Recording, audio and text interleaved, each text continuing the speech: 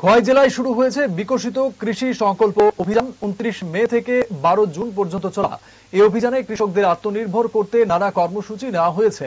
খোয়াই কৃষি বিজ্ঞান কেন্দ্র ও কৃষি দপ্তরের উদ্যোগে মধ্য সিঙ্গিছড়ার রুদ্রবীণা কমিউনিটি হলে অনুষ্ঠানের আয়োজন হয়।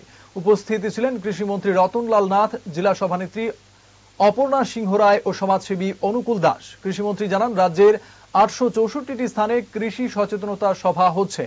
প্রতিটি জমি ব্যবহার করে রাজ্যকে কৃষিতে স্বনির্ভর করার আহ্বান জানান তিনি।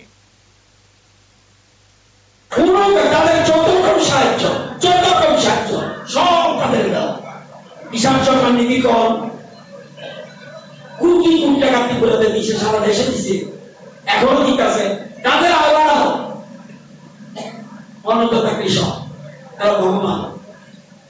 এবং